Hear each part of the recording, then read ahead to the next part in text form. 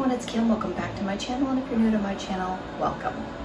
So today we're going to do a little bit of meal prep, and also I'm going to be prepping some of my dinners for the week. Normally when I do meal prep, I will figure out what we're going to do for breakfast and then lunches and snacks for the week. And dinner kind of just, I've been kind of putting that by the wayside. But since I went to the meat market today, I want to go ahead and get some of that meat, put in the freezer, and then get some of it prepped for the week. So I thought we would just do all that together, and I would take you along with my prepping day and hope that you enjoy. Don't forget, leave me some comments below, leave me a thumbs up, and if you're not already subscribed, please think about subscribing to my channel and hanging out with me each and every week while I navigate cooking and healthy eating and all the other shenanigans that come along with it. All right, so I'm gonna go ahead and set you up over on my counter, and we're gonna get to prepping. Okay, so for breakfast this week, I'm going to keep it simple and easy. I'm going to be using my Quest chocolate milkshake, which is 1 point, and I'm also going to use my PB2, which is also 1 point, for I think up to 2 tablespoons. And I'm gonna throw that into a blender with some almond milk, and I'm just going to add some ice, and that's gonna be my breakfast. I like this combination of the chocolate along with the peanut butter, because then it kind of reminds me of like a peanut butter chocolate milkshake, like a Reese's peanut butter cup. It's so good, it's so easy, and I have a ton of morning meetings this week, and rather than trying to figure out how to heat something up or, you know, just, I'm gonna go ahead and have these smoothies ready to go. It's just gonna take 1 scoop of the Quest. It's gonna take 2 tablespoons of the PB2. I'm not gonna go ahead and pre-measure that because I'm still working from home. But if I were going to work, I would just go ahead and pre-measure that out into small containers. And then I would just throw that into a shaker jar once I got to work. So that's gonna be my breakfast, and I'm going to take you over to my stove because we're gonna be making my lunches together. All right, for my lunches this week, I'm gonna go ahead and whip up a batch of egg roll in a bowl. Now, normally I would use ground chicken or ground turkey, but I had 1 big, huge chicken breast left in this bag, so I wanted to try to get some of the stuff in my freezer used up this week. So I'm gonna go ahead and pour some water into the pan, and then I'm gonna go ahead and cook this 1 chicken breast, and then I'm going to cut it up into very small chunks so that it goes through my egg roll in a bowl. So we're gonna go ahead and get this done. Once that's done, I will come back and I will show you the rest of the ingredients. This recipe comes together super quick, and it's one of those things that I really like and I enjoy eating. So if you make things that you like, that make you happy when you eat them, it's something that you're not going to mind having a couple of days out of the week as your lunch. So let me get this chicken breast cooked, and then I will come back and we will whip this recipe together quickly. I do have a standalone video for the egg roll in a bowl. I will link that below so that you can get measurements and things like that. I'll try to put the measurements below. I always mention them as I'm cooking, but if I forget them below, I'll try to for sure put that standalone video so that you can see step by step what I do to make this recipe. I flipped my chicken. It's still not completely cooked, but I want to go ahead and get this cut into chunks so that I can get it to cook just a little bit faster. So I'm just going to go ahead and slice it. Again, still a little bit frozen in the middle here. It's always awkward trying to cut it with tongs, but I don't know how, you know, I'm not sure of any other way to kind of cut it once it's in the half frozen, half cooked form. So we're just going to go ahead and slowly slice it. It always slices better when I don't try to force it and just kind of slowly let the knife do its job. You can see, hopefully you're seeing that it's definitely still frozen there in the middle. There we go. So I'm going to get this back into the pan and I'm going to finish cooking it so that we're ready to go when we start throwing together our egg roll in a bowl. So get back in the pan, and then I will come back to you once that's done. Just wanted to kind of show you how I do it when I'm using whole chicken breasts, so that if you are starting from frozen like I do 9 times out of 10, it's just a quicker way to get it done versus waiting for the entire chicken breast to get done or to thaw it beforehand. So, all right, enough rambling. Let me get this done and then I will come back. All right, my chicken's done, so I'm going to push that back here on one side of the pan. And then what I'm going to do next is I'm going to take some minced garlic and I'm going to put a couple of tablespoons into my pan. Of course it's not open. Story of my life when I go to film.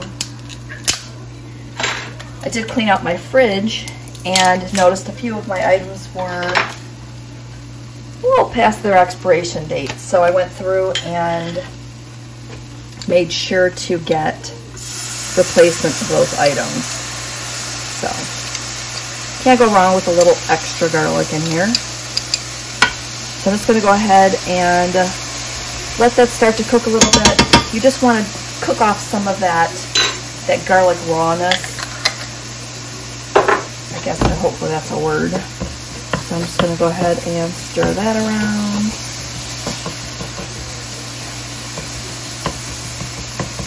And then to that, I'm going to add about a tablespoon of ginger, and I buy mine in this tube just because it makes it easier. It's not an item I use too often, so it's easier to go ahead and just have that in a tube format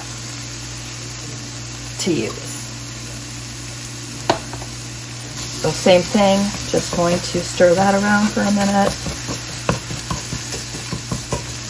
and just let that cook just a bit. The next thing we're going to add in is a whole, burnt myself, a whole bag of this coleslaw mix. Make sure you don't touch the pan as you're trying to cook. Just going to go ahead and dump in that whole bag in there.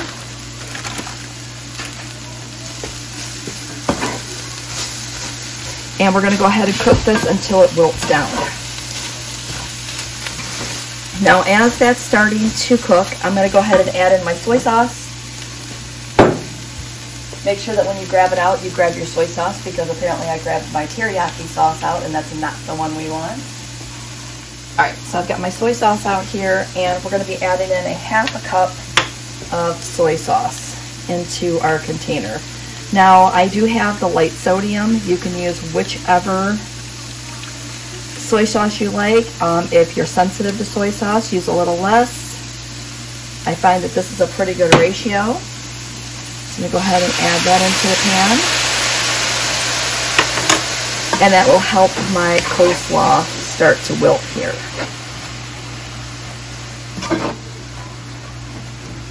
So we're going to go ahead and cook this down. The last item that we have to add in is 1 teaspoon of sesame seed oil, and this is what gives it that yummy egg roll in a bowl flavor. It just makes it taste super awesome.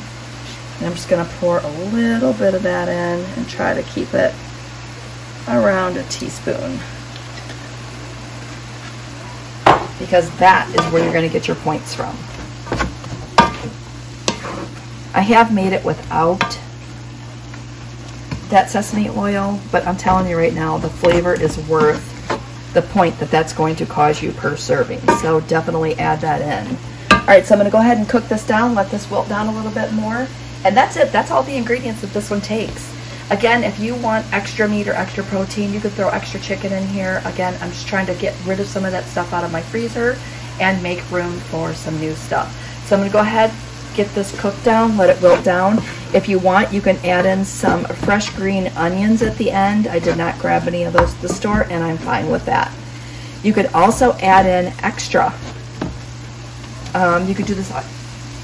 You could actually do a double batch of this if you like, if you want to share it with your family. But since it's just for me, I'm just going to go ahead and cook up a small batch. Again, this will give me 4 days worth of lunches. So I'm going to go ahead and get this cooked, and then we're going to set this aside, let it cool, and we'll package that up for my lunches this week. My husband and I were out running errands and we decided to stop by our local meat market. It's called Cattleman's.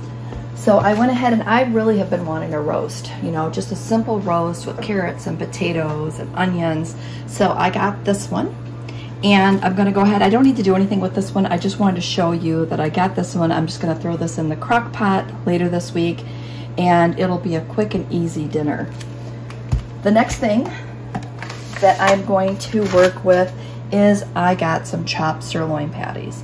Now, I don't need 6 of these for just my husband and I think 3 will suffice just great. Again, it's gonna be a nice, easy crock pot dinner.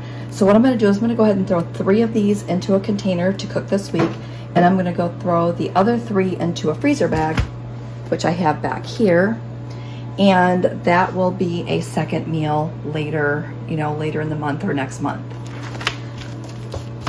I also picked up these New York strip steaks. Again, I don't think we need 4 for two people, so I'm gonna go ahead and throw 2 in a freezer bag and then have 2 ready to go for this week for dinners. So that's going to be what we're going to do next. And it's gonna go, I'd say, fairly quick.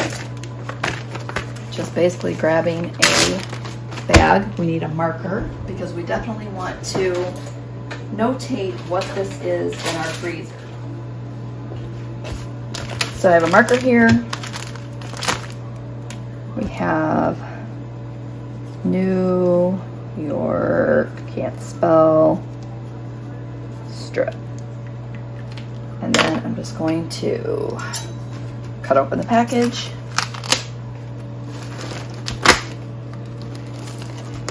Just like I said, pop 2 of those in a bag. And I may go ahead and pop the other 2 in a separate bag. That way it'll just be easier to marinate them. I think I will. I think it'll just be easier. We're just gonna set those off to the side. Grab another bag here. I don't need to label these because these ones are just going into the fridge. I'm gonna go ahead and pop these 2 into another baggie.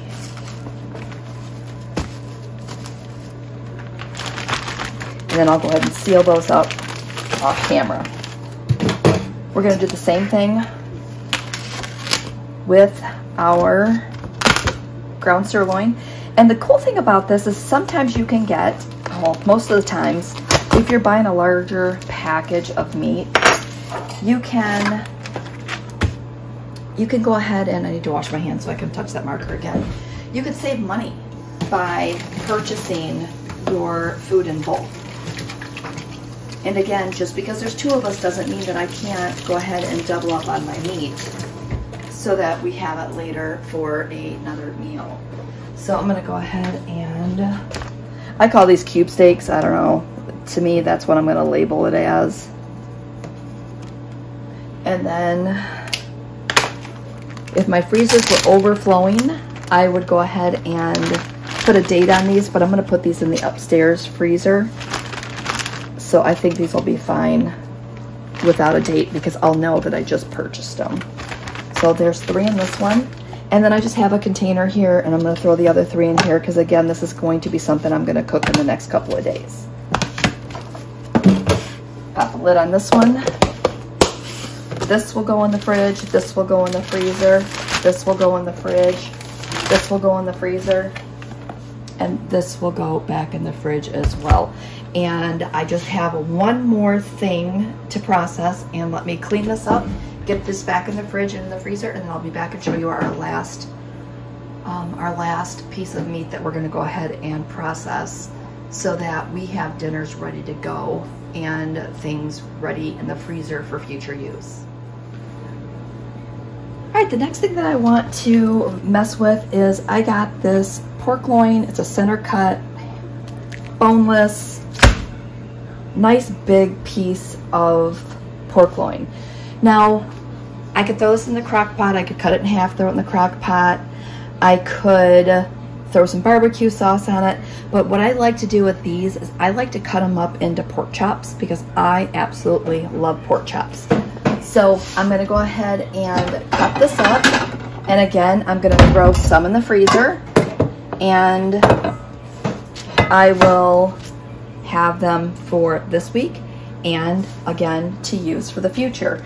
Now there is some water or brine in here, so I'm gonna go ahead and cut this in the sink because I don't want that all over my counter if I can help it. Just to get some of that to drain out real quick. Doesn't seem to be a ton, but it's enough that it would have kind of made a mess. Alright, so I'm getting that done, and then I'm just going to pop that onto my cutting board. There we go. It's a little better. So I put a plate over here so that as I cut them, I can just pile them on the plate. Now, there's not a ton of fat on this. I mean, I could cut a little bit of that off. A little more than I guess we need. But you want to leave some of that on there so that as you're frying your pork chops, you do have a little bit of fat content. And I know that being on Weight Watchers, you got to really be careful with this because you want to keep things as low as possible as far as points. But again, sometimes a little fat is not bad. And I know I'm probably going to get some feedback and some flack on that. I'm just going to go ahead and cut a little bit more of this off. Glad I turned it over because it didn't look like it was that bad, but as I'm cutting it off, it was a pretty thick layer on here.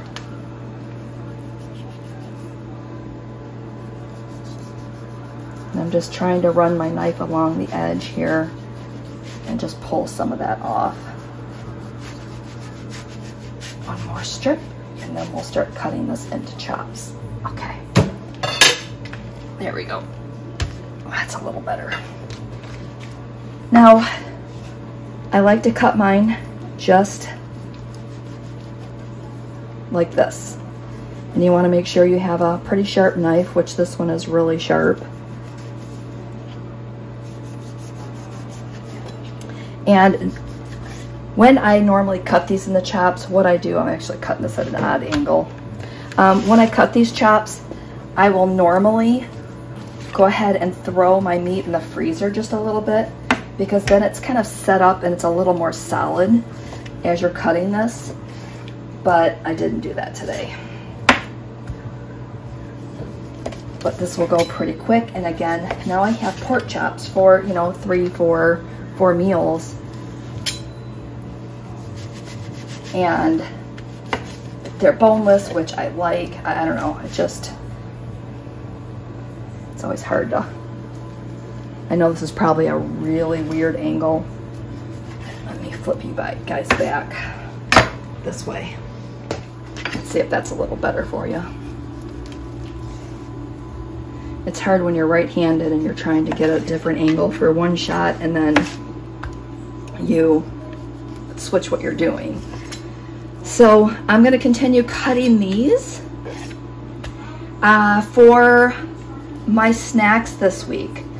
I do have some sugar-free pudding cups, and I think those are 1 or 2 points. I picked up some yogurt, and each of those are 2 to 3 points. And the last thing that I have is I have bananas, and I have oranges, and I have some apples, and I'm going to have those as my backup snacks too. I knew it wasn't going to be a ton of prep today, but I knew I was going to be doing my meat today, so I thought I would take you along with me. And hopefully this gives you some ideas to, you know, to kind of get in your kitchen and get some of this stuff done, because of the fact that the more you prepare, the more you have prepared, the easier your week is going to go.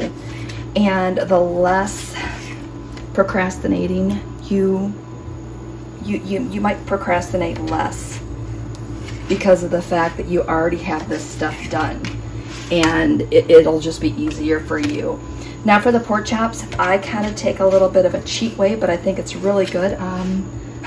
I like to use shake and bake.